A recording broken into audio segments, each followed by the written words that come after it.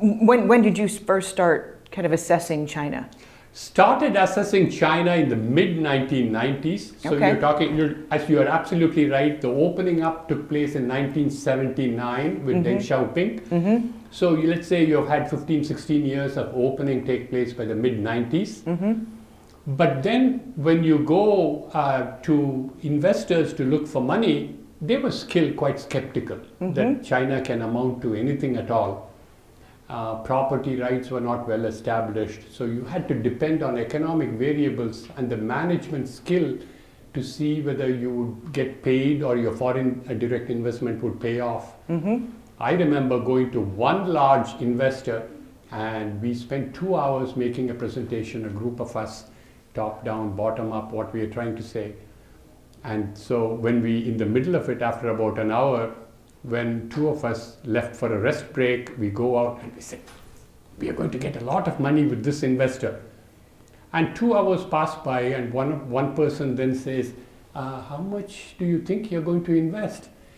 And the answer is, invest? Oh, I'm not going to invest anything.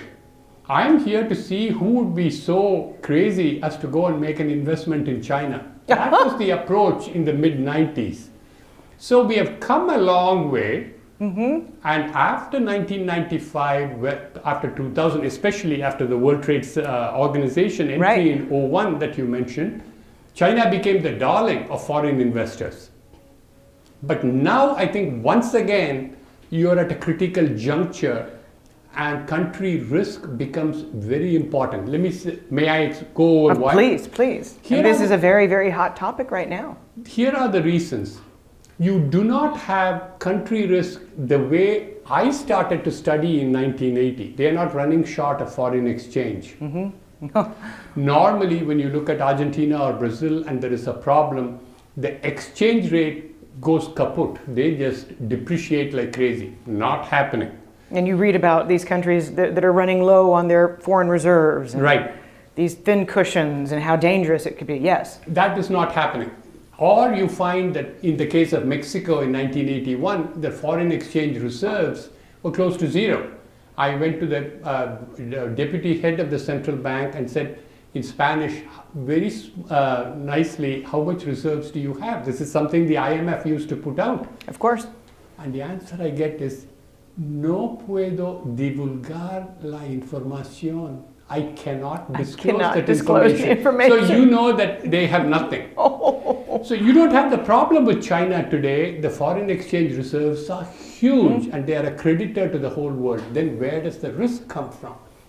You have to modify your thinking. The risk comes from the fact the Communist Party is supreme and you cannot cross swords with them.